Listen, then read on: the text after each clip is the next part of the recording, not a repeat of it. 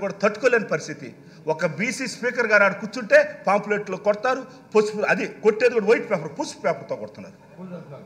అది మేము పూలుగా భావిస్తాం. మా పార్టీ జగన్మోహన్ రెడ్డి గారు ఒకటే చెప్పారు, వాళ్ళు ఎన్ని అరిసినా ఎన్ని చేసినా ప్రజలు మన సైడ్ ఉండారు, దేవుడు మన సైడ్ ఉండాడు అనే ఉద్దేశంతో ఈరోజు లాస్ట్కి చంద్రబాబు నాయుడు కుట్రలు ఎట్టుంటాయంటే ఈ రాష్ట్రంలో నిజంగా చెప్పాలంటే ఆయన్ని ఒక పెద్ద బాహుబలి పార్ట్ 1 బాహుబలి పార్ట్ 2 అట్టా మీరైతే ఒక పార్ట్లో 1 ఉంటారు అనుకుంటా. రామారావు టైంలో మీరు బాహుబలి 1 స్టోరీలో మీరు ఉంటారు, మేము వచ్చిన బాహుబలి 2 అనుకుంటా. ఇంకోటి కూడా బాహుబలి 3 అంత పెద్ద స్టోరీలు ఉన్నాయి.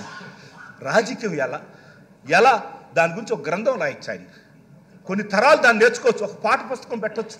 జగన్మోహన్ గారు రిక్వెస్ట్ చేస్తున్నాను నేను, దయచేసి మీరు స్కూల్లో ఆయన పాఠ పుస్తకాలు పెడితే ఎలా మోసాలు చేయొచ్చు, ఎలా ఈరోజు నేర్చుకోవచ్చు, మోసాలతో రాజకీయం ఎలా చేయొచ్చు అనేది చంద్రబాబు నాయుడు గురించి కుట్ర బుక్కం అనే ఒక డైరీని పెట్టాలి. అదేవిధంగా మొన్నంతా కూడా ఎర్ర డైరీ అని చెప్తా ఉన్నారు. ఏడపోయినా నాది ఎర్ర డైరీ ఉందని.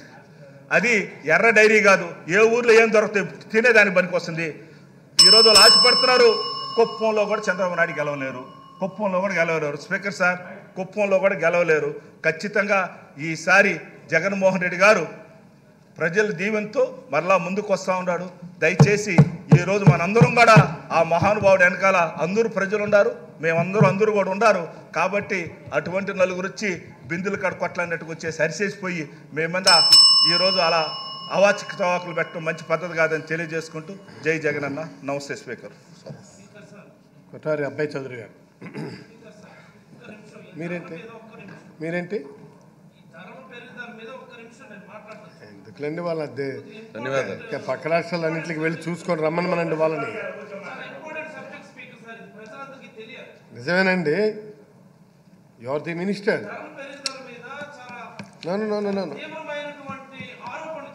నేను కాదంటం లేదు,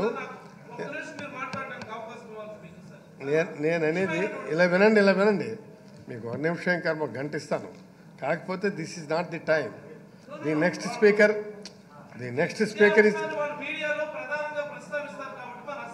ఇస్తాను.